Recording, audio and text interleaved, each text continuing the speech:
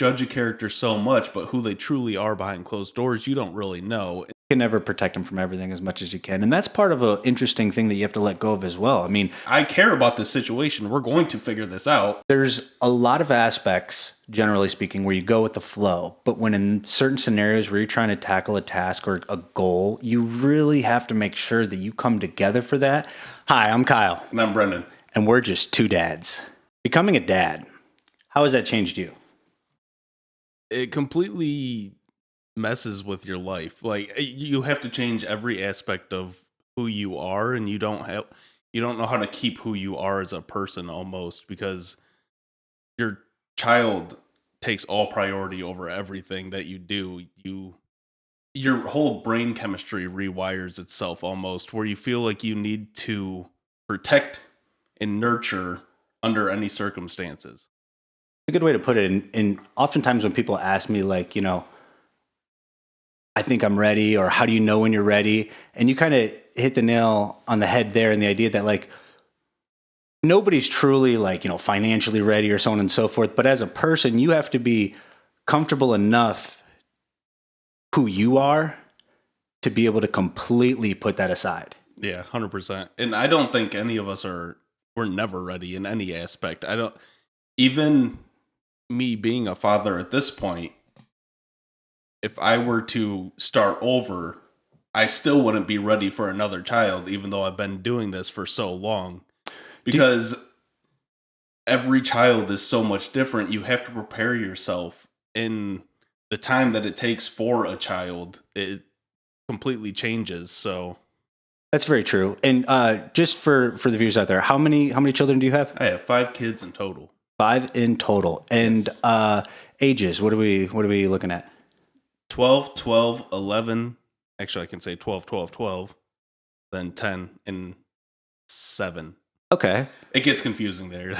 well, and kind of a little bit older in the idea that none of them are toddlers, right? No, not anymore. And so I'm curious, does that potential 7-year gap, I mean, that's probably got to be a little bit like, I mean, I don't want to say it's like riding a bike, because things kind of change, relatively speaking.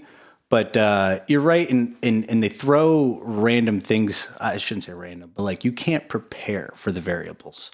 No, you can't. And me having so many children, you can see how each kid is so different, because none of my kids are alike.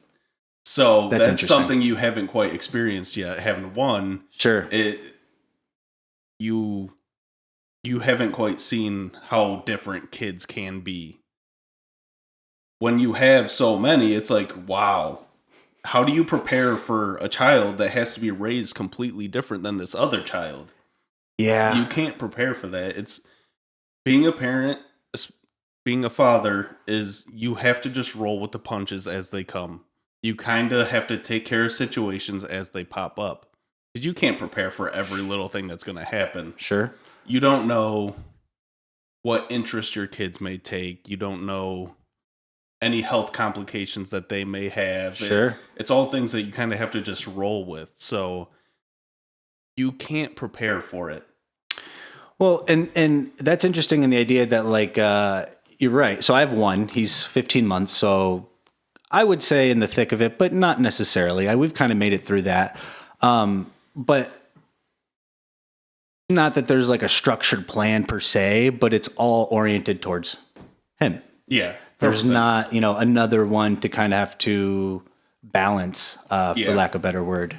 So that is interesting. And you said, roll with the punches, which I think is really important, because a lot of times I feel men, at least the ones that I kind of perceive or talk to, they misunderstand control and leading.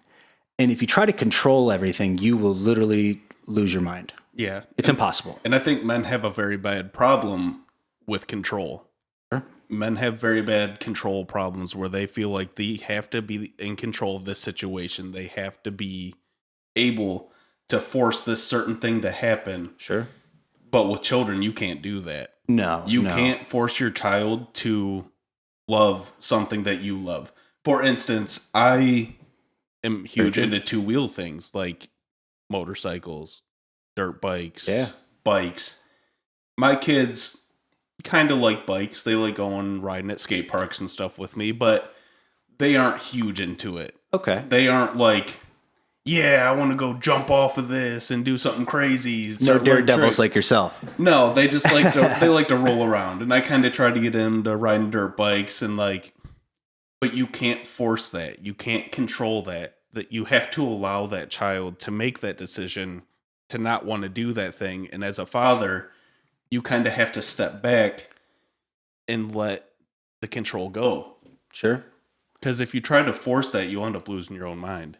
Not only that, they'll kind of push back. You know, there's probably a 1 in 50 chance that it works, right? And that's not worth it. But you're right. And I think ultimately where if you, in a weird way, if that is your intention to try to, all you can do is do what you love and love doing it. And if they see you get genuine joy out of it, they might want to do that, right? But it doesn't come from a, hey, you know, do this or do that. You know what I mean? Because that, I don't know, forceful. Yeah, 100%. If they happen to want to join along, then awesome. If they don't, it is what it is. Sure. You just kind of got to move on, and you have to figure out what the kid wants. Well, and what's interesting about that too is you know they're changing so much, and I've seen that in such a condensed short period of time. But if you take that, you know, it is what it is kind of thing. You never know; they might end up enjoying it longer down the road, just in the fact that hey, look, I wasn't just do it then, you know what I mean, or whatever. Yeah. But another thing that was interesting is you gotta like I don't know. Not care until you have to care in a weird way. Right, yeah. And you know, until it becomes something that like, hey, all right, what's going on? You know what I mean? Otherwise, right. It's just, I don't know. Yeah, you have to support them through all of their moments and really care about it when it really matters. Absolutely. And by the way, when I said don't care till you have to care, I don't mean about the child. It just meant like the idea of what you're trying to project. Yeah. You know? Yeah, exactly. So like basically like you said, if they want to get into something, then they do. But if they don't, then you can't. You definitely can't express that to the child. Sure. Because once you start expressing that to the child, they're going to start feeling resentment and they're going to start feeling like you don't really care about them. Sure. So you fine line that you have to show them new things because the kids won't know that it's out there. Yeah. But you also can't be like, you have to do this. No, I think a very sprinkled approach, like, you know, you put it out, you have to, you know, show them it's out there. But a good example is when I was younger, my dad was huge into wrestling. Okay. I hated it though. He tried to force me into it for the longest time. I wrestled only through like first or second grade. And I was like, this is not for me. Yeah. And then he tried to make me get back into it in like 7th grade. And I was like, this sucks. I'm not good at this. I'm scrawny. I'm just not having a good time. But like he was trying to force me into it, but that wasn't who I was.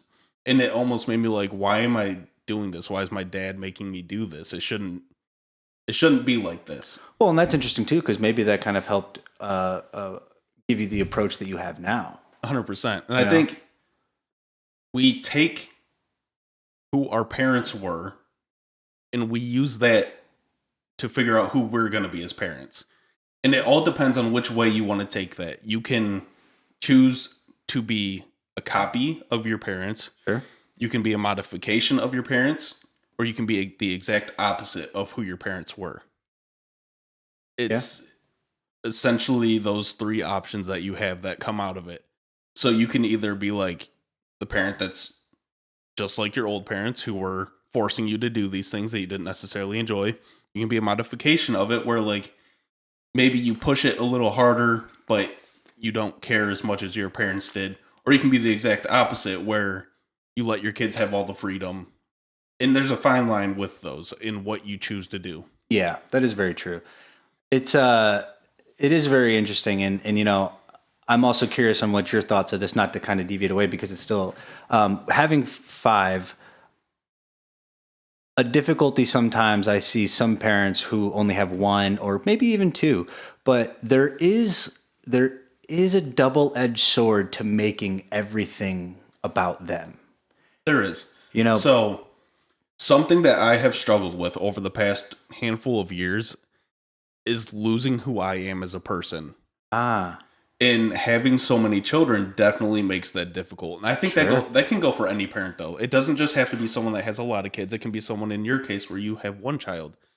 You can easily lose sense of who you are, where you become obsessive in taking care of the children. Mm-hmm.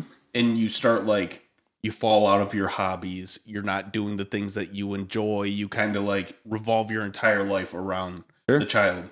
And while it is extremely important for you to nurture the child and make sure almost everything's about the child, it's also very important to take care of yourself in that same time. Well, and I don't know who necessarily quote this is, but you think about it in the airplane, you have to put your oxygen mask on first. Yeah, because you can't take care of your child or whatever if you're not good.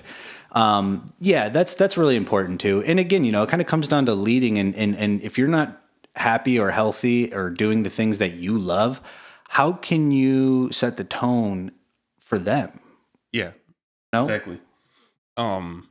Yeah, my big thing was when you have kids, a lot of things change.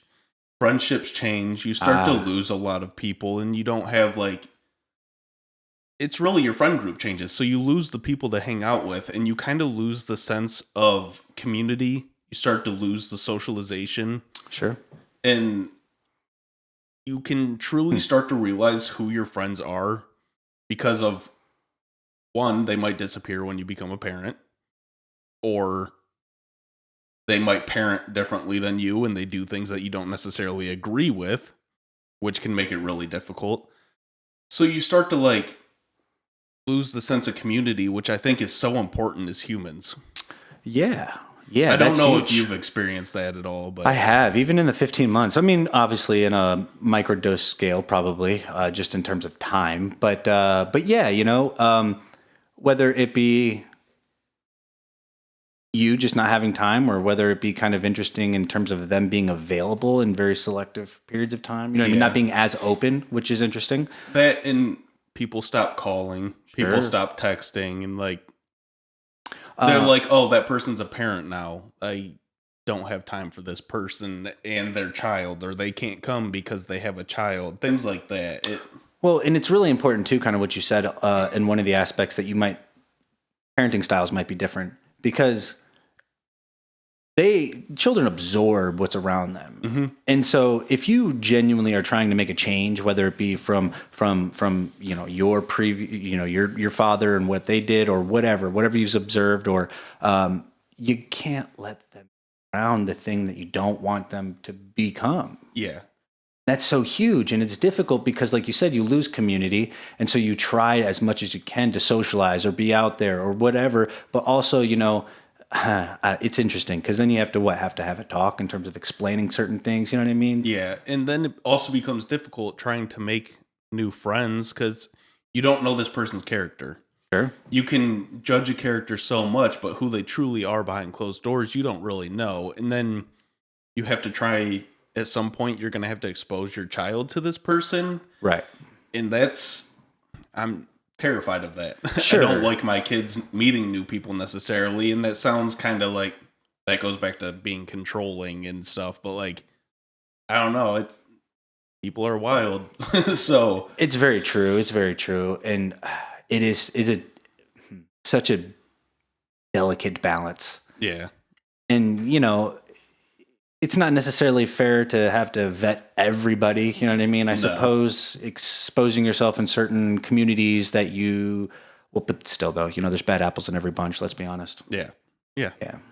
You can never protect them from everything as much as you can. And that's part of an interesting thing that you have to let go of as well. I mean, I don't know. In a weird way, with my 15-month-old, this is, again, in a smaller scale. I'm just talking inside the house at this point. But I kind of realized all I can do is remove anything that will kill him.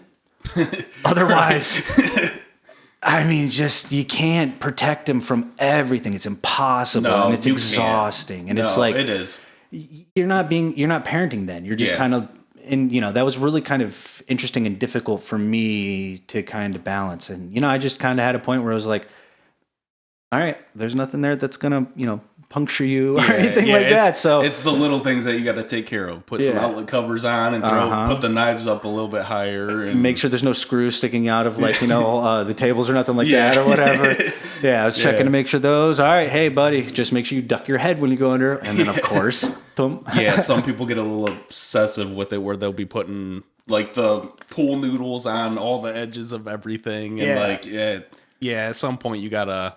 The only reason why I use pool noodles is to put underneath the couch so the toys and golf balls and the balls stop going underneath there. So bad. It's not a bad idea. Yeah, I use it as a little barrier. Yeah. And now, it becomes more of a game versus me having to fish underneath there with the golf clubs. Yeah, now it's just a backboard. Exactly. Yeah, it is interesting. Now, curious, more in a personal sense, what have you were talking about hobbies and things. What have you grabbed hold to as of recently or the last few years that whether you did before or didn't do before having children that you do now? So I'll start with one that I got out of and I would really like to get back into, but it's a difficult one because there's lots of reasons. I would really like to get back into riding dirt bikes again. Nice. As you know, that was huge for me when I was growing up and everything. And I still love it. I watch it every weekend. You've started watching it. I would love to get back into that, but you have to weigh the risk and the reward of it. Sure. While, yes, I can go out and have a lot of fun, one, riding dirt bikes is expensive. Yeah. Buying a dirt bike is expensive. Travel cost and the tracks and everything. It gets really expensive in that aspect. But there's also the risk of injury, which is one of the biggest things that scares me. And that comes back to a financial thing as well. Sure. Because I do construction work. If I break my leg, I'm out of work for the next 3 months maybe. Yeah. And I can't risk that. Yeah, that's big. That's huge. Then I don't have income coming into my household. So is that something, you said that something you haven't been able to implement, but you would like to? Yeah, I would love to. Maybe when the kids get a little bit older, I can get back into it or whatever. Yeah. But, So, hobbies that I have picked up, I wasn't really into, was lifting. All right. I've gotten big into lifting. Riding bikes again. I was huge into riding bikes when I was younger. Like BMXing? Yeah. Okay. Yeah. So that's like a good middle ground between nothing and dirt bikes. Absolutely. I mean, obviously there's still a risk of going out and breaking bones and stuff, but I mean, I bought a bike and where I go ride is free almost always. Nice. There's a couple places I pay to go ride, but for the most part, free. Always a risk of breaking a bone, which it's a lot lower than riding a dirt bike. Sure. You're just traveling much less. Yeah. Rate of speed. Yeah. It's quite a bit slower, not as much airtime. Those are the main two things. When I was younger, I was huge into like video games, which every now and then I still play video games, but they just aren't the same as they used to be. So no, they've definitely changed a lot. And that's interesting. Kind of wanted to talk about too. By the way, little disclaimer: we are cousins, so when we refer to certain things, I remember growing up and I went to a couple races and stuff like that. It was very, very fun in terms of just the atmosphere and everything was different. But sorry, video games, because we played a lot of video games growing up. Yeah. The video games growing up were so much different than they are now. And 100%. I've thought about this with my child in terms of like, obviously I don't want him to not play video games, right? Because that's crazy. But also I don't want to I know I have time, but I don't want him to be glued either, So I was thinking about it and, I was listening to somebody and I can't remember who's, apologize for that. But the games that we played, when you lost, you started at the beginning. Mm-hmm. And you had to like plan and you had to like have that patience and that resilience and to learn, or like whether it be a game where there was like an open world, you didn't have a waypoint. You didn't have an arrow or a path to show you. You were literally just like remembering, hey, this was there. I got to go this way. And so like you kind of developed a little bit more mental capabilities versus like. Yeah. And on top, we had game guides, but that was Sure. But what's that? You're still getting a book. And yeah, you're opening that was up, the limit you know what of I mean? it. So to touch on video games with kids, I do let my kids play video games every once in a while, but it is very monitored. And one of the thing that this also goes back to the sense of community and not agreeing with how other people parent. Sure. And it's not judgmental, but like my son will be 13 in May. Okay. I can't picture him being allowed to play games like Call of Duty. Or Grand Theft Auto, or even Fortnite, like shooter games. Sure. I can't picture myself allowing him to do that, which when we were younger, we were playing Grand Theft Auto. We were like 10 years old and playing Call of Duty and stuff. And like, I'll never forget Grand Theft Auto 1, PlayStation 1. My mom bought it for me without knowing what it was. And I was playing it. She came in for laundry and she heard some language that she was like, what did I just buy you? But no, so that's interesting. I didn't mean to cut you off there, but and one of my questions about that is like separating that from reality, obviously, right? Yeah, there is that, but even if you're able to separate that from reality, what's that still doing to your mental health? Sure. If you're watching all of this shooting and all of this extreme violence, that's not great for your mental health. Well, and I think, especially as a child who hasn't fully developed yet. And let me just push back, not really, but the graphics, they're ultra realistic now, right? Which is not as easy for the brain to kind of differentiate. But when it was pixelated and you're playing Mortal Kombat on like, whatever, you know what I mean? Yeah, that slightly different. You can't, it's like almost two dimensional to where it's like, okay, I see the difference. Yeah, it's definitely slightly different now with how realistic it is. But I don't know. I feel like... And by the way, I agree with you. I was just pointing out the differences between... I just feel like it's become so normalized anymore to let your kids hop on and play Fortnite with a bunch of people. And I can't say that's right. Right. No, in my opinion, I mean, everyone's obviously free to do whatever they want, but it makes me so concerned for my kids' mental health, because if my kids watch a movie that's slightly too scary, they have nightmares. Like, and they struggle, and like, I guess to an extent, it does come down to your child and what they're able to handle. But I feel like now we're seeing so many kids with more behavioral issues that are coming out now, like that are around my kids' age, who are in the 10 to 13 age range. And you wonder what they're being exposed to at home. And I would bet a large part of that is video games. Specific video games, obviously. I do think that video games have their time and place, and I think they can be beneficial to a degree with some kids. Hand-eye coordination is obviously great and stuff like that, and it does, a lot of games do force you to have problem solving and such, but less now, but that was also one of the things that I was, talk about there is you had to actually problem solve. You know what I mean? When, Mario, when you couldn't get past whatever, you had to figure out, hey, if I do this, I do that, I do this. But now it's so like, kind of either quick turn based, and it's kind of like, go to this waypoint and then you're done. And so, Game Boy Advances. But that's what I'm saying. Like, if you have I remember like, 007 on that. Yeah. You know what I mean? That you're not. Or like all of the Pokemon games, which I mean, like, that's golden. But it's all linear, but you still have to figure things out. You still have to do things in a specific order. You kind of got to know where you're going and like pay attention to what you're doing, or you end up in Cerulean City out of nowhere. You're at the Pokemon Center, just got blacked out. You're whited out, I think it was. Stumble across Mew without your Master Ball. You're done. You're gonna regret it. Yep. That was huge, and I don't know. We just obviously told everybody we're '90s babies, but So video games. I think we kind of touched on that.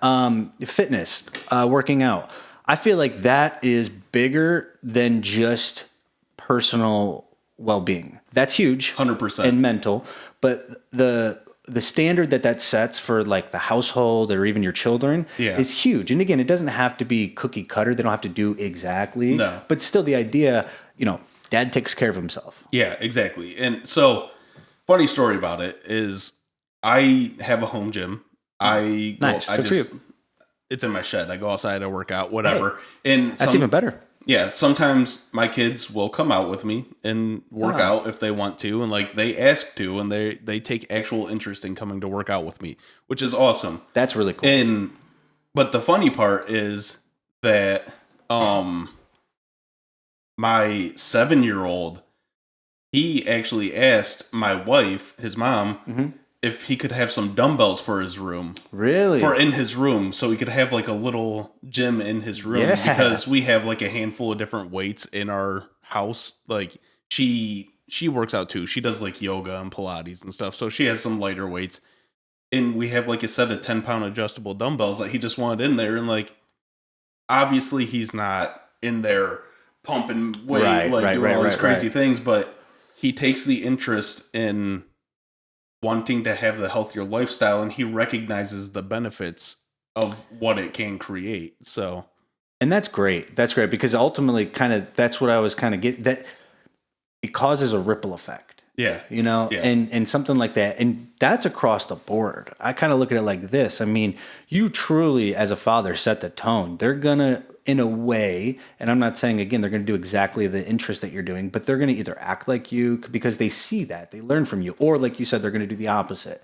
So setting that tone is huge because, again, if you're fat and out of shape and you're telling them to eat healthy and do this and do that, they're going to look at you be like, what are you talking about? Yeah, for sure.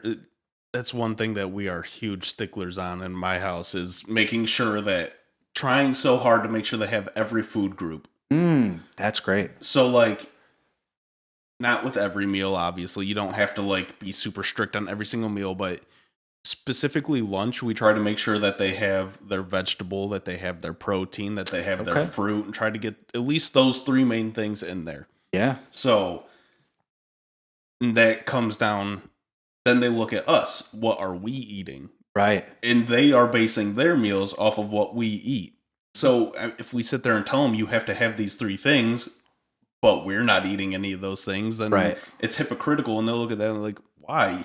You're eating McDonald's. Why do we have to eat a peanut butter sandwich and apple and broccoli? Well, and not only does that set the tone in what you're talking about what you eat, but also then it kind of shows that like, oh, well, I can be a hypocrite too. Yeah. You know what I mean? And that kind of even sets an own mental expectation that you don't even really think about. So it's big. That's really big. Yeah. You definitely can easily be like, I'm trying to tell my kids this, but I'm not doing this. Who am I as a person really with this? So like you said, it can weigh on your own mental health. But yeah, it's mainly those few hobbies that I've kind of gotten back into or want to get back into. Well, those are big, and that's great. And obviously, it's nice that you're able to kind of adjust and go with the flow because compromising slightly in the idea of dirt biking for BMXing. I mean, it's a smaller scale, but maybe the time will come. And that comes back to like finding who you are as a person and who you want to be as a person, because it's very easy to lose that part of yourself after so long of just being at the grindstone, just doing this every day, in and out. It's like making the little bit of time for yourself to do your hobbies and take care of yourself, especially, can be really easy to lose. So doing those things has helped my mental health infinitely.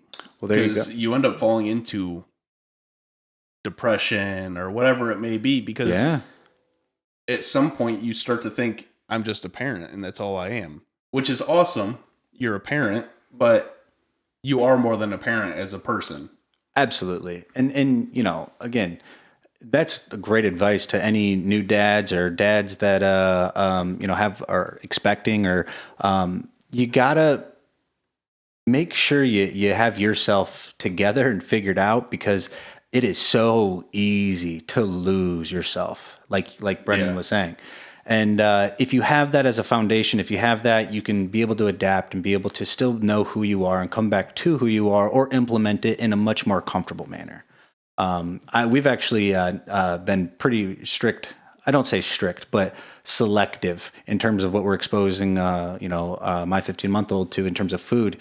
And it's always interesting to me because he loves apples, loves apples. I think it's part of it kind of him teething right now too, because he can kind of, chew on it, but he prefers it as a whole. Right. He wants to just dig his, I got to give him a little initial. It's it's the texture thing of it. He enjoys the texture. He enjoys the whole process. Yeah. And I'm starting. My kids are the opposite. They like theirs chopped up. That's fair. Yeah. And that was interesting because in certain scenarios, it's not necessarily that he's picky, but I'll notice that he might not necessarily like yogurt right now because he's not getting that bite, you know what I mean? Crunch. Something of it. But interesting enough, his first meat that he had was bison and venison. Interesting. He loved it. Well, obviously he didn't know anything different. Well, yeah, I mean, it's interesting because I never really had venison. Mm-hmm. I know you growing up, you had hunters in your family and stuff, so you had venison a little bit more than what I did. But I tried venison for the first time like 6 or 7 years ago. I was like, it's basically ground beef. Yeah, slightly gamier. But certainly more lean. Yeah, for sure. It was just interesting because, like you said, though, with him trying it for the first time, he wouldn't know any different. That was just like, this is what meat is. All right. and you can kind of see that because he doesn't really prefer. He just kind of goes with the flow. Besides for texture things, I've noticed that. But in terms of flavor, he, relatively speaking, is very open. Right. And, I think a lot of it comes down to is what you expose them to. And, if you are I'm not trying to brush this with a general stroke, but if you're out there just eating chicken nuggets and you just give them chicken nuggets, they're probably, well, let's be honest, they're good. Yeah. They're going to like it. They're going to only want that because guess what? They're good. They're tasty. There's a reason. Right. Yeah, of course. But having them open and introducing them to, whether it be in allergies too, I've been hearing that as you introduce, whether it be peanuts or shellfish or whatever, the earlier you expose them to, the less likely they're going to have those allergies. And a big thing with exposing a child to new foods is you only want to expose them every so often. Sure, yeah. So like 1 week you can try maybe peanuts. And then say there's nothing for a week, he's cool, whatever. Then the next week you can try something else that is likely to be an allergen, whether it be milk, soy, whatever it may be, for instance. Fill in the blank. Right. I mean, everything's an allergen anymore, so. Sure. Yeah. That's been fun, though. I will say, though, it's been fun either cooking certain things or doing different things. I will say, though, eggs were a little tough. Not that he didn't like it. It's just more of a texture thing. So, I would either make an omelet and cut it in strips, and he would be all right with that. But even that was body just because he would kind of play with it. Right. Scrambled eggs, good luck. He's throwing it. You know what I'm saying? Yeah. So I kind of made a egg casserole once. Yeah. And that was relatively good because he could kind of scoop into it. You know right. What I mean? Yeah. Yeah. Add some crunchy things in there. Throw some green peppers in there. And sweet potatoes. Yeah. Sweet potatoes. What did I do? I did actually for the egg casserole, I did ground elk. I did sweet potatoes, onions, and I did 10 eggs. Interesting. Yeah, that's cool. Baked it and he loved it. Something I'm curious of is how has being a father affected your marriage? It gives it a whole new perspective. And the idea that in a relationship, you compromise, but you kind of, as a man, you take the lead, and you're open to whatever is there. But when you have a child, you kind of you're both what do we do? Right.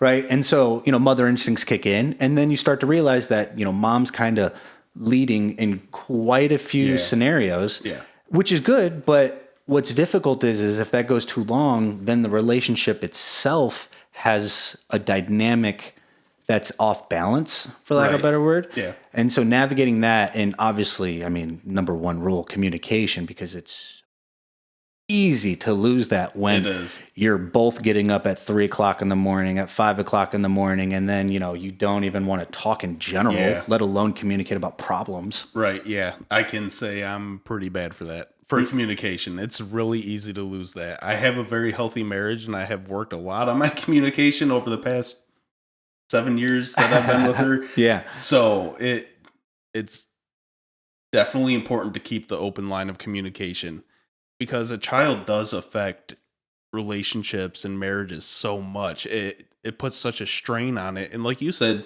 as a father, you almost do have to take a step back and like let the mom kind of do her thing, because we don't naturally have the nurturing thumb that mothers do. Sure. As much as we would love to, we aren't actually the ones who carried that baby for 9 months. We didn't build that whole bond. It's a whole different way that their brains work because of that. Right. Not saying that we don't still love in our own way and like even equally. It's different though. Mothers just kind of know how to take care of this baby.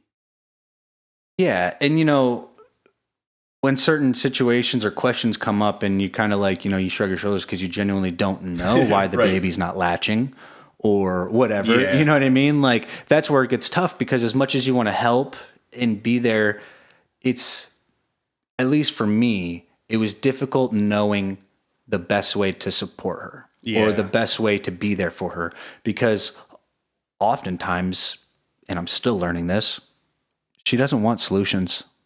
She really doesn't. No, so I've seen this thing that's circulated online. It's, do you want me to give you a solution, or do you just want me to listen? Yes. And I feel like that's such an important thing, because especially women, a lot of times they just want to vent. Absolutely. They just want to go off and just want you to be the ear that hears it, and that's all that they want. So sometimes it's real important to be like, do you want help with fixing this, or do you like know the actual solution? You just need to talk about it. 100%. 100%. And again, in my experience, 99.9% of the time, they just want to ear. And not only do they want to ear, they kind of want you in their corner. You know what I mean? Yeah. And that was difficult for me to kind of figure out too, because not that I necessarily took it personally, but, for instance, going out to eat, classic, right? Yeah. Where do you want to go? Right? No. So, trying to navigate, leading a relationship in the marriage, I kind of suggested, hey, do you want to go to a Mexican restaurant? Right. Kind of like just threw that out there, a general idea of, a cuisine, whatever. Yeah. And she said, yeah. And then I said, okay, do you want to go to this one restaurant that's close? Right.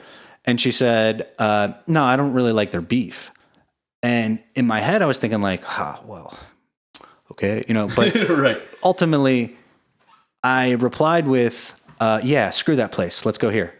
Right. Yeah. And she was like, she really enjoyed that. Yeah. And to me, I didn't really care where we went, right? I mean, you just wanted an easy solution because it was honestly, it was just easy. Closer. Yeah. That's the only reason why I selected it. But that comes down to compromise, which is so important in marriages. In that scenario, though, sometimes I feel like men could take an approach of not necessarily seeing that as compromising, but taking it as in like a personal jab of like, was it not good enough? Or, you know what I mean? Kind of thing. Yeah. And then the worst thing you can do is throw your arms up and say, well, then I don't care. What do you want to do? You know what I mean? Because then it's like, now it's a fight all of a sudden. And it didn't need to be, they just needed the second option. Yeah. Yeah. Or exactly. Just support it in another suggestion, you know? But that was, I hate to say it, that took me a long time to figure out. Yeah. And what's interesting too is not being able to see that play out in my parents. Right. Yeah. Because that's tough. How do you know what to do if you don't know what to do? Exactly. And it was similar with my parents, but I feel like that was so big in our parents' generation. Around like 60 years old now, and that around that time, I feel like it was so big for them to like be so bullheaded and just feel like they're always right and everything. That was such a common thing. Yeah. And a lot of the time, if you ask an older couple that's still married after 30, 40 years, you ask them what it was that kept them together for so long, it's always communication and compromising with each other. Partly that stubbornness too. Yeah.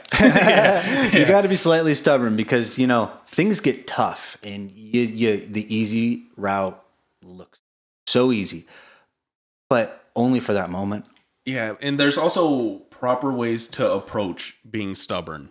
Sure. You have to be stubborn for each other. Exactly. That's a great way to put it. You can't just be stubborn because then you're just going to be stubborn towards your spouse. Right. You have to be stubborn to nurture your relationship through the hard times, through the issues that may arise. Right. You can't just like you said, just be throwing your hands up and be like, whatever, I don't care then. Like, you can't be like that. You have to be like, no, I do care. Uh-huh. And being stubborn like that. Like, I care about this situation. We're going to figure this out together as a couple, because ultimately that's what it is. You are together. You work together in a marriage. You can't just be dragging this weight behind you, because then you just got this baggage, and that's not what it is. You both walk hand in hand, side by side, helping each other through the entire way. I feel like when you become a parent, that's even more so. You have to make sure you are aligned and side by side and holding each other's hand through it and supporting each other entirely. You're absolutely right. And that's something that actually my wife and I are working on, and we're, communicating about is we're going through potty training, and, we got to sit down and have a plan. We got to talk about this. Yep. We got to, it's not necessarily, there's a lot of aspects, generally speaking, where you go with the flow. But when in certain scenarios where you're trying to tackle a task or a goal, you really have to make sure that you come together for that. You talk about it and you plan it, because you'll achieve it. You just got to put the work into ensuring that happens. And I feel like potty training is such a good example of that, because enlighten me. So I don't have this whole thing where I had a differing idea, but say she wants to do the Cheerio in the bowl and pee on the Cheerio in the bowl. This is how we're going to start potty training. Yeah. But you have this idea of, no, we'll just set the potty in front of the television. He can sit there and watch whatever might be on TV while he's just sitting on the potty for hours on end. And this is how we're doing potty training. So if you have such differing ideas, there's no consistency for that child. And consistency is insanely important for children. They need to see routine. So with a 15-month-old, he needs it to be the same thing over and over. So like you said, sitting down and developing a plan for exactly how you guys both want to go about it is so important. And then following that plan, that's how you meet your goals and your milestones for children, and how you get them to them even earlier.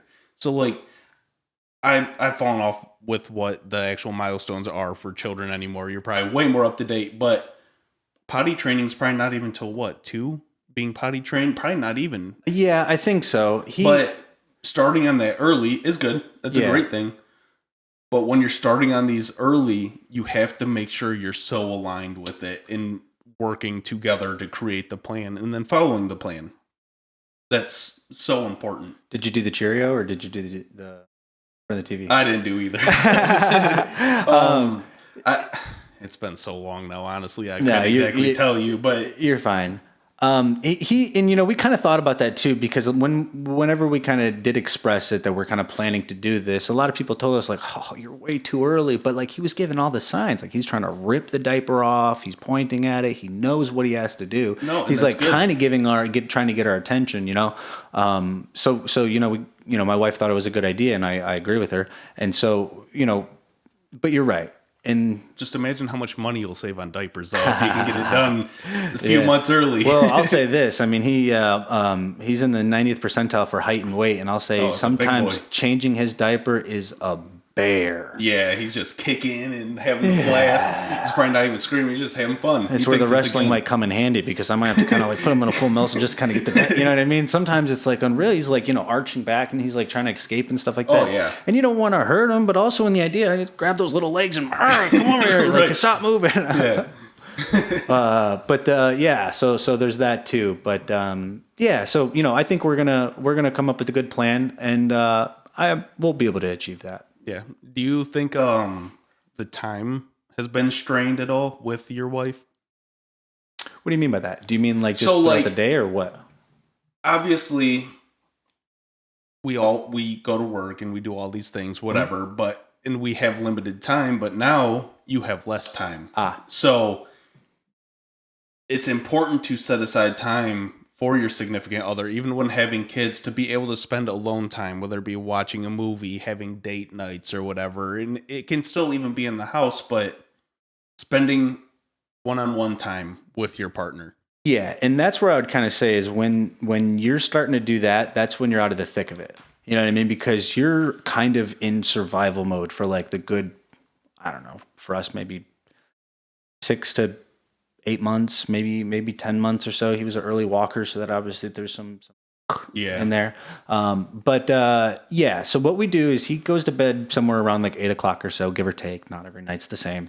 But then we kind of inadvertently, not that this was necessarily communicated, but we kind of get our own personal time for like maybe a half hour, 45 minutes or so. Right. And not every night, but I would say we've gotten better, but maybe 2 or 3 nights a week we'll play a board game or we'll talk or, we'll try to watch a movie. Right. Yeah. Yeah. Obviously he hears the TV kick on. There's a little bit of noise. And it's like, more so I fall asleep. They're awake. There's that too. But that's, we at that point, though, you almost have to be conscious of relatively knowing that, because we also have this thing too, though, right? He goes to bed around, 8 o'clock or so.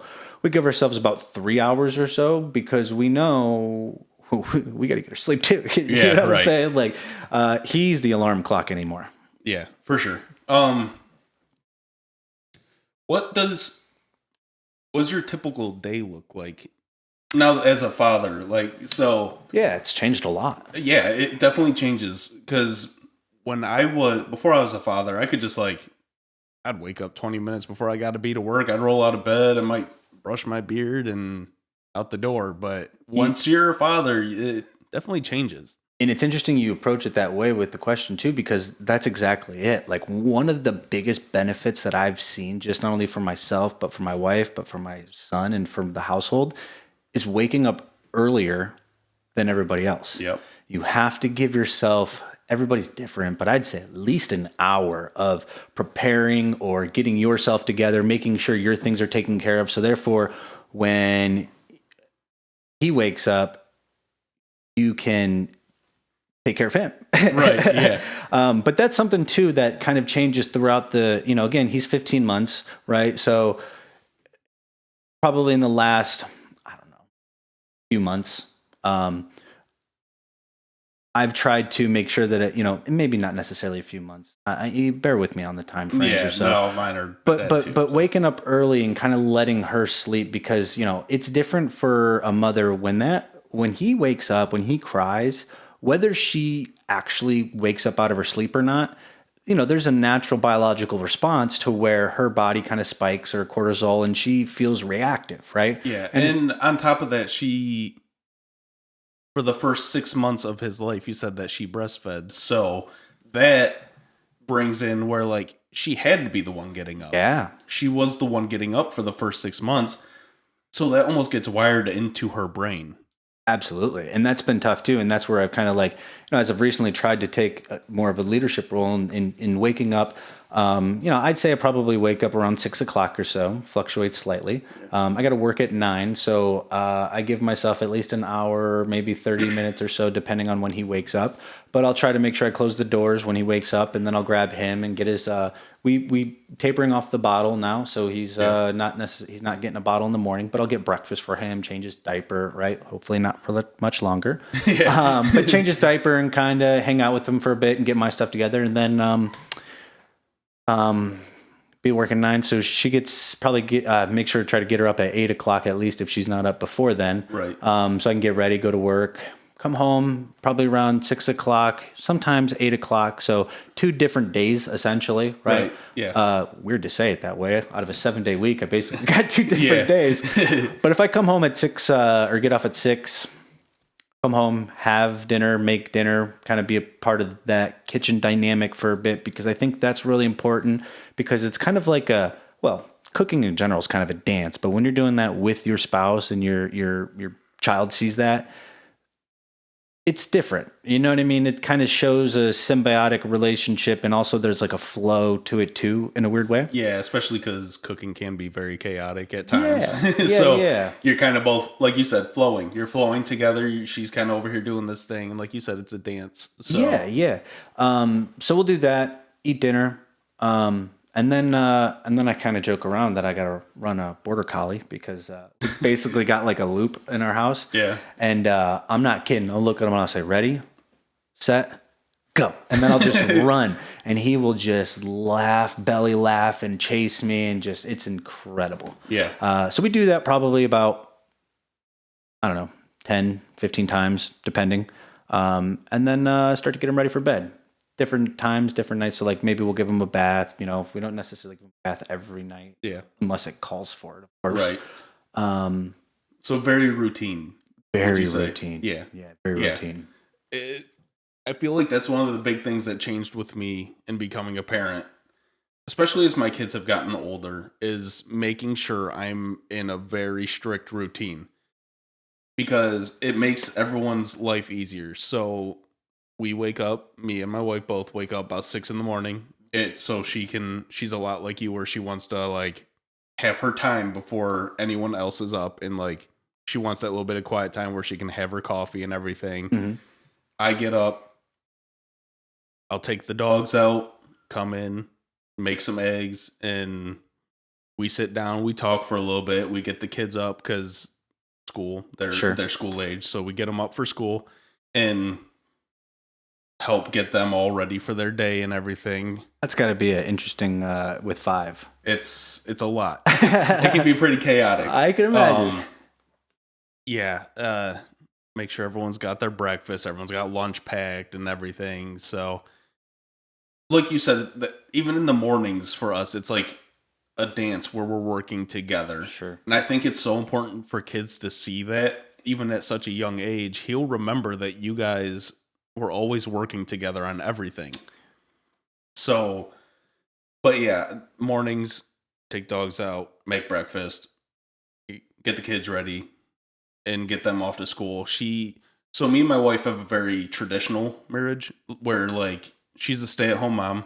She kind of runs the household. I don't know how it is with you exactly, but she sort of runs the household. She's the one that kind of takes care of the cooking, the cleaning, and that nurturing, taking care of the kids for the most part.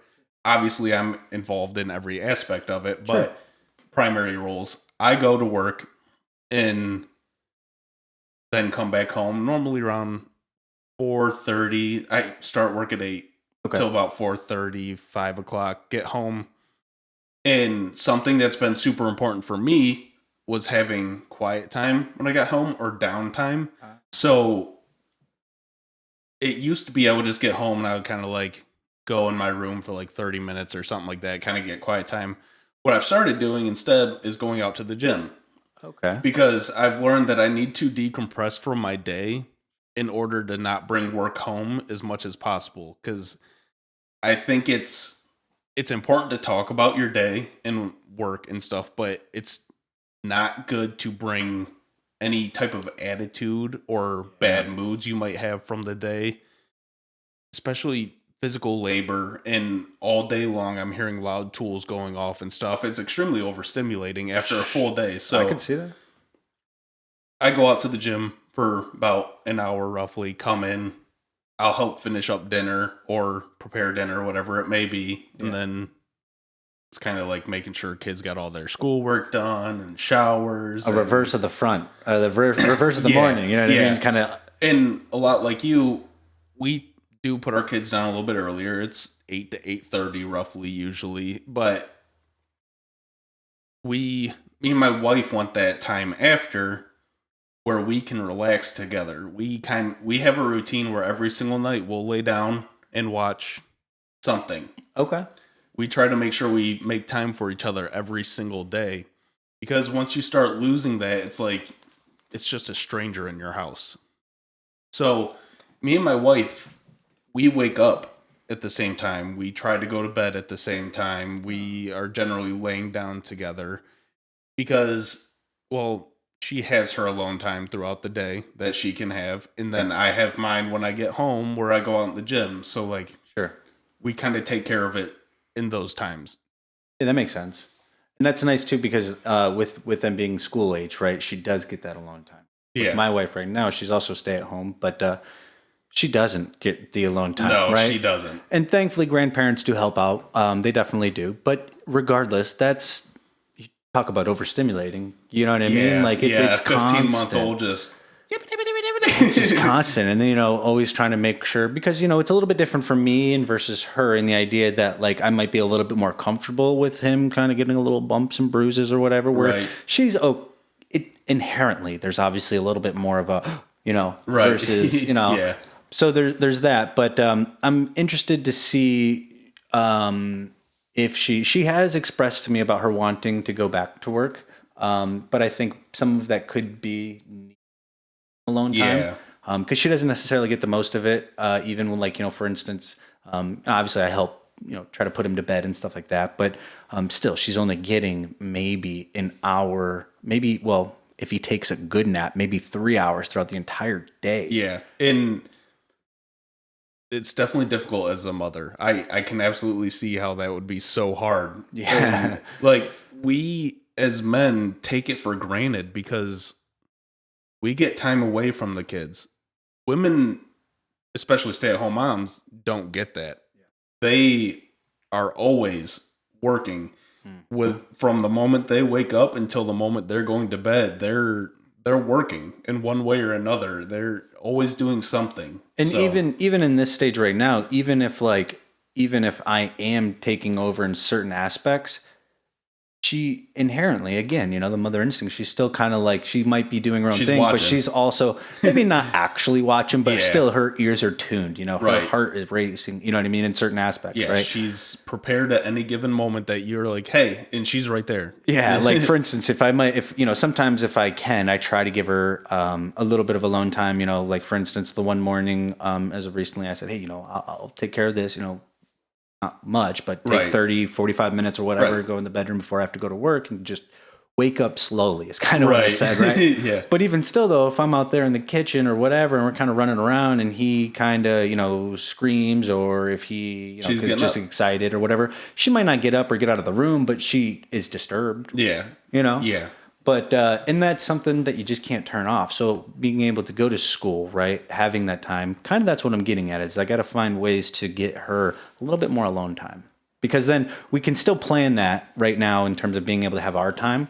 But it's tough sometimes if... I feel like as a new parent as well, it's almost hard to get away. And even to want to get away yourself, because you'll feel...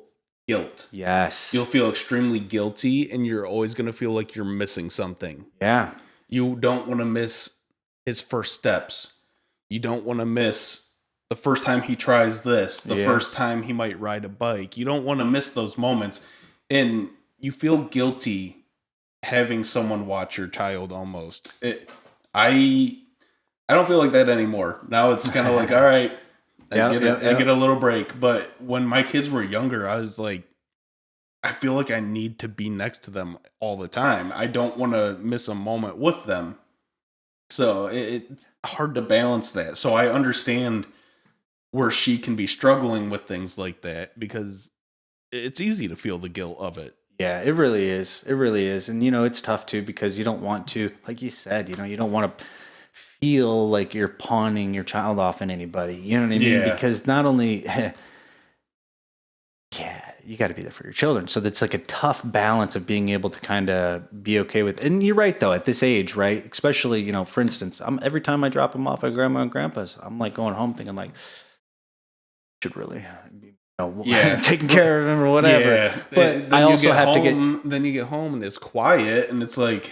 Well, I also have to get projects done. So There's that too. If you have something to occupy your mind and to actually do, it slightly helps. But at the same time, it's like he should be here. Well, let me ask you this too, though. I don't necessarily, to a degree, I don't feel comfortable doing projects while he's there, whether it be power tools, noises, whatever, debris or whatever. My kids have lived through everything. And I was curious if there were certain aspects, and my kids lived through an entire renovation of me adding a mudroom and a bedroom.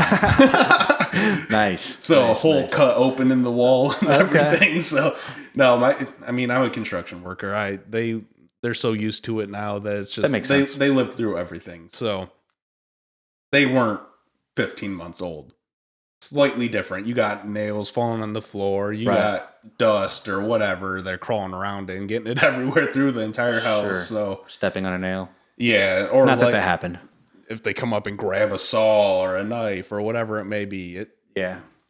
My kids are a little bit older, so it's slightly different where they understand. But they've been through everything. They've watched me basically completely redo everything in my house. So that's cool. It's cool to be able to have them exposed to that because they can probably, at least through observation, might be able to have some sort of foundation background. If something were to pop up, they'd be like, "Oh, well, I knew Dad did this or whatever." Yeah, and they enjoy it too. So that's awesome. Yeah, my 7-year-old.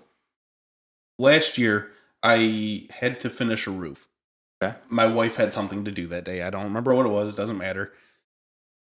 I had to go finish a roof, but he had to come with me. So he's strolling along in the truck, and he comes to work with me, and it's not even really much of a thing. It's like, cool, he's gonna go to work, and he just comes up on the roof and he hangs out, and like he wasn't scared of the heights, and like obviously we're like careful with him, like not letting him real close to the edge of the roof and stuff like that. But it's important for your kids to see that aspect too, especially as a construction worker. It's a little bit easier to show them than what you do, your car sales. So you can't bring your child to work necessarily and be like, this is what Daddy does for work. It wouldn't be a bad tool because I mean his cuteness. I'd be like, hey, look, I gotta get food for him. You know what I'm saying? So if you just want to sign right there, we're struggling. Do you want him to starve? No. But so he's seen it and he's like, oh, this is cool. I enjoy this. His big obsession is Legos now. Oh, nice. So building in his own aspect in a way that he can, his own outlet, his way that he can do it. So he always building Legos. He'll build houses and whatever it may be. That's his thing. So that's cool. Legos are great, man. Yeah. Until you step on them.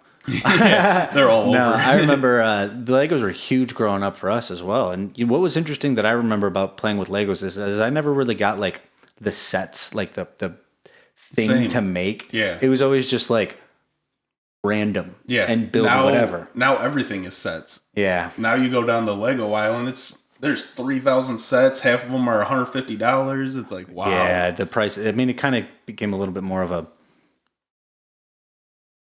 culture brand thing. You know what I mean? We did end up buying some, before we had a son. For our own enjoyment. We actually did get like 1,000 piece, whatever. And then we're like, oh, yeah, it'll be perfect when he gets older. Yeah. But you can't really find those anymore. No, it's not like that. That's cool. And I'll say this too, though. I have brought in my 15-month-old to the dealership, and cars. He loves cars. Oh yeah. I'll never forget. We were on vacation once, and we were eating outside on the sidewalk or whatever, and cars kept coming by. A big truck came by, and he was just like breaking his neck. It was great. It was so funny. Yeah. But it is.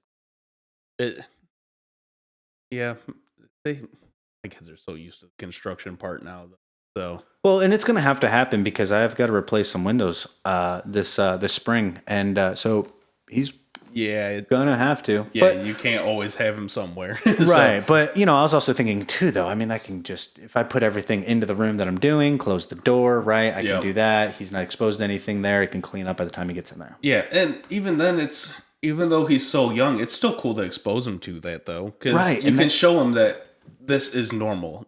You don't do blue collar work, and that's okay. But it's okay to show them that it is okay. Certainly. Because I know a lot of your family is blue collar. A lot of them are Yeah. construction workers and stuff like that. And it's important to show them that any aspect of work is okay. Anything that you want to take on is cool. And I think there's a lot of confidence and comfortability that comes from that, and the idea that you know that you can do it. You know what I mean? Yeah. Yeah. And you know, it's good for him to also know that dad can take care of this. So, I agree. Yeah, because there's a big leadership role in that. One day he might come into an issue where it's like, how do I fix this? And he'll know he can call you. Whereas someone that doesn't ever do any work in their house, which isn't a problem. No, because somebody needs to pay those blue collar guys. Exactly. They don't think that they could call that dad necessarily. They'd be like, all right, well, I need to call this person, which they'll give you the tools to be able to know who to call. Right. It's equally as important, though, to know that you can call dad. I agree. And I think that that's a lot of the role that fathers have in their children's life, is knowing that they can call them to fix things, to be the big, strong guy that they need, or to be confident, but also to be soft in teaching them that as well. So, and what's really interesting there is you're absolutely right. And when you said big, strong, yes, you need to be fit, right? You need to be healthy. I don't necessarily just mean that as fit. I mean healthy in terms of just, but and I think you were trying to mean, and I want to dive into, is emotionally controllable. Yeah. Like you have to be so control of your emotions that you don't. Yeah. Your children don't need to see someone that just flies off the rocker. They don't. Every minor inconvenience. So again, construction worker. Every time something little happens, you don't need to have a meltdown. Because there's been times where, like, trying to think of something that happened specifically when I was doing my renovation. Hanging some drywall. Okay. I was getting really aggravated. It was just tight areas, and it was hard to get this board into place, and it was just really frustrating me. But I could have very easily thrown the board down and freaked out and just started yelling and going off and losing my mind. But my kids were there. I can't show my kids that. I can show them that in difficult situations, it's okay to walk away and take a breath, which is one of the most important things to do in that moment, which is what I ended up doing. Nice. I just step away, take a moment, revisit the situation, because things like that can wait. What your kids see will be permanently ingrained into their head. Absolutely. And they'll replay it. Yeah, over and over. And then there's a chance that your kids become afraid of you. Oh, that would be, and you know what? I wanted to kind of ask this too, because you're right. And how has it been navigating your relationship with your children in terms of when you know what I mean? Like there's a give and take in terms of how much they need you, when they need you, certain things, you know what I mean? And the idea that obviously right now, my 15-month-old is very dependent. Right. You know? And I'm kind of forecasting, and the idea of knowing that when he does get older, there's going to be times where he doesn't necessarily want me. I don't mean over his shoulder, but you know what I mean? Like he wants his own independence, right? Right. And how for you, how was it difficult, or how was that for you? It is hard. So my 12-year-old daughter, she is a bookworm. She absolutely loves reading. That's about all she really does. She loves to read. Nice. But there's moments where, like, she just doesn't want to come out of her room because she's reading. So it's like, it almost feels like a lot like you said, where she doesn't need me. Right. She doesn't want me over her shoulder. Obviously, that's not true. Sure. Well, she needs you just.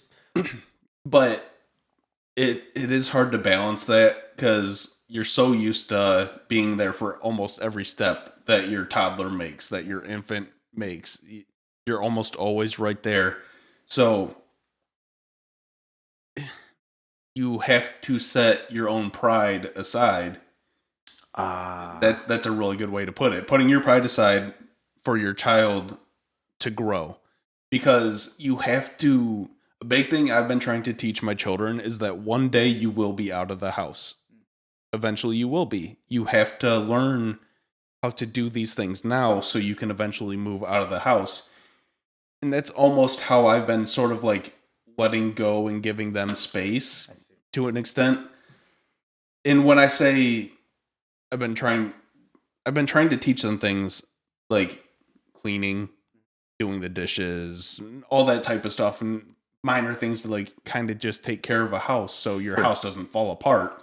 Yeah. And that's kind of how I've let go, I would say, a little bit. Well, it's interesting because it kind of seems like you're kind of preconditioning yourself for different aspects. In a weird way, you're not wrong. Like, you're laying the next stone out there because you know it's going to be there, and you're kind of like already mentally preparing yourself. Yeah, because when it actually happens, to take it all. Yeah, oof. Yeah.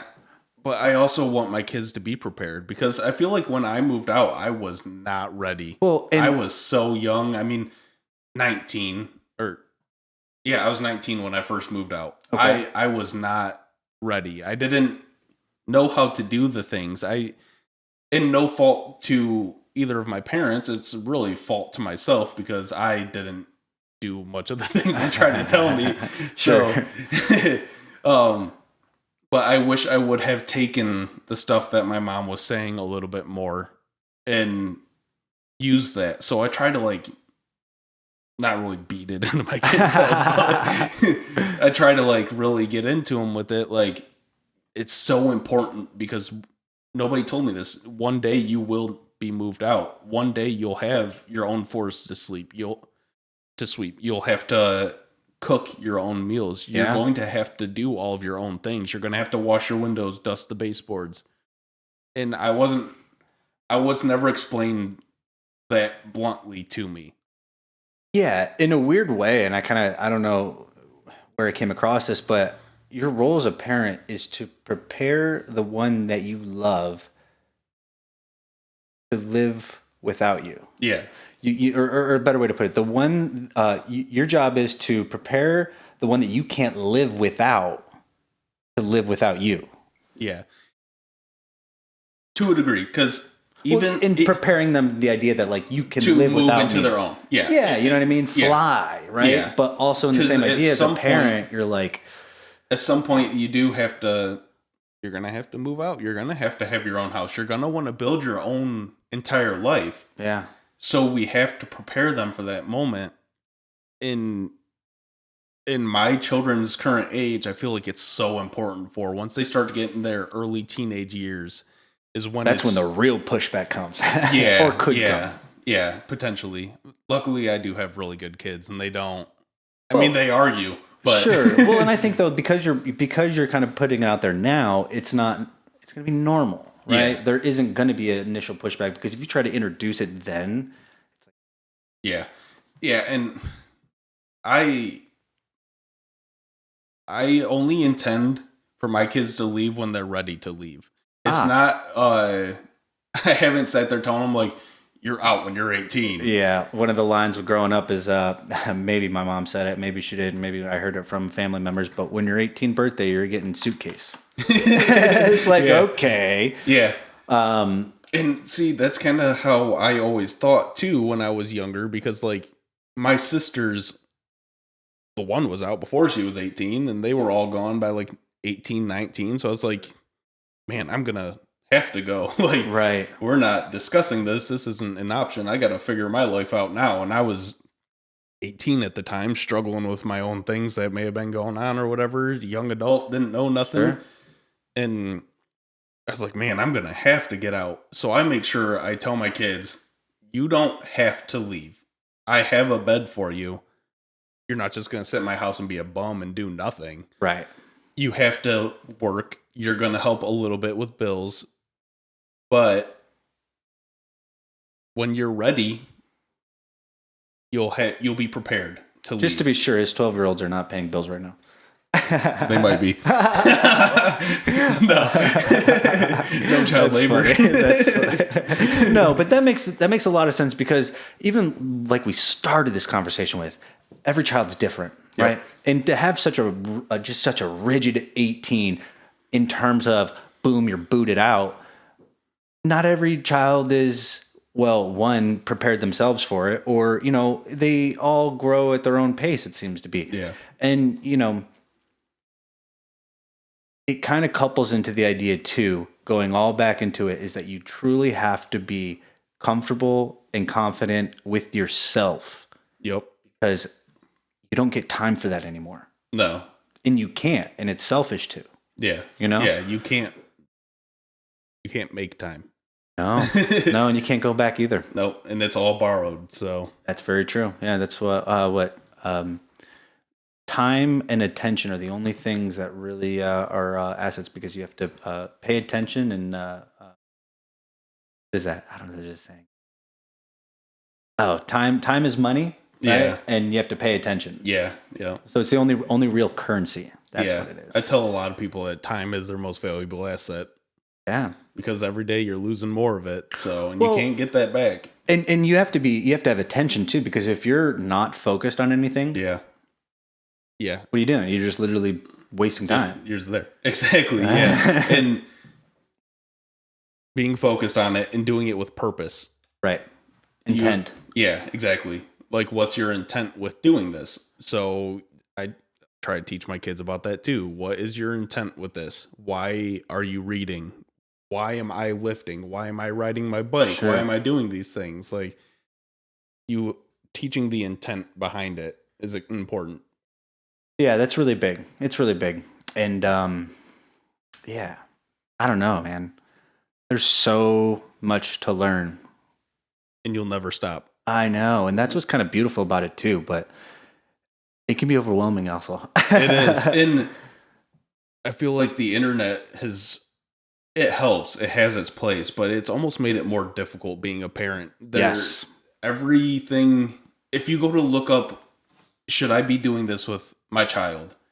There will be 7 articles saying, yes, that is perfect. And there's 7 that say, no, don't do that. That is terrible. You're going to create so many issues. So like,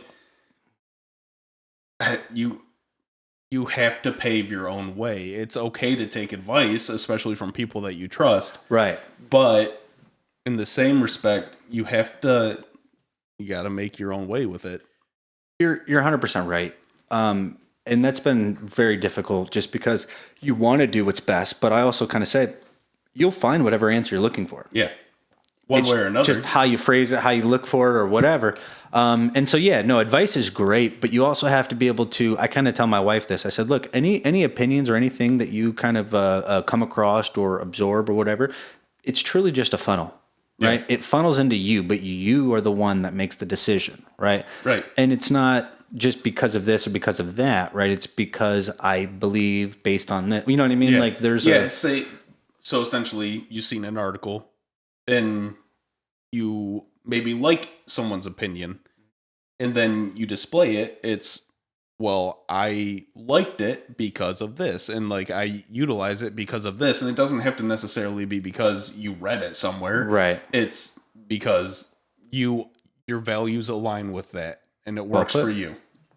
Well put. And I think that's a big part of parenting too, is what works for you is completely different than what works for another parent. Yeah. So, in a weird way, there really is no blueprint. At all. No. Yeah, it is. It's a constant journey. That's for sure. It's a fun one. It's a difficult one. It is, and it's what you make it, really. Absolutely, and as whether you're involved or not is what you're going to get out of it. Yep. And it's so crazy to me, because a lot of the things that I grew up experiencing, I couldn't even imagine. You know what I mean? And I don't mean that in necessarily all a negative way, relatively speaking, but like just missing out on, and ensuring that isn't the case. Right. Right. Yeah. I completely agree. And it's always interesting to me, because before we had him, when my wife was pregnant, they're like, oh, it's the most amazing thing ever. It's such a beautiful experience, a moment. And, you hear the words, right? But you really don't understand it. You can't appreciate it until it happens. No, but then the moment it happens, and I'll never forget when my son was born, they put him on my wife's chest right when he was birthed, and he didn't cry right away, and so we kind of patted his back, and he started crying, and then he opened up his eyes, and he looked at my wife, and then he looked at me, and he kind of like tucked in, and I was just like, yeah. This is it. That's it. That's what the people are talking about. That's everything. You just feel it and you're just like, oh my. And it's so heavy. Oh, it's so heavy. You don't even know what to do with it. And it's like, I don't want to cry, but I don't know. Is that like, you know what I mean? Like you don't, right. It's an emotion that you've not really, nobody can prepare you for it. No, absolutely not. But it's something that's to live for sure. Yeah. But yeah, man, I don't know. This is our first podcast back in a while. Excited. Obviously, we had some things kind of going on there, but busy with life. Glad to be back. Any other questions you're thinking about in terms of what our content or what our idea topics are here today? We kind of went over a lot. Yeah. I don't even know how long it's been, but it feels like it's been. Yeah, I think we're a bit over an hour. I'm trying not to take it out too long, and also. Anybody, you got questions for us if you're, becoming a dad or have a child or, I don't know, whether they're younger or older. If you have advice for us, anything that we talked about or just your experience, let us know because, well, we're always adapting and going. Yeah, and it'd be something good to talk about too. So we can always revisit. Absolutely. And, it is interesting too, not just to kind of go off on another tangent here, kind of sounding off, but there's not a lot out there for men in terms of dads, in terms of what to do, how to do, or it's getting better for sure, but there really isn't, No, and so there's not. Yeah, glad to have you here. Yep, you too. Glad to be back, and we're just two dads. Yeah.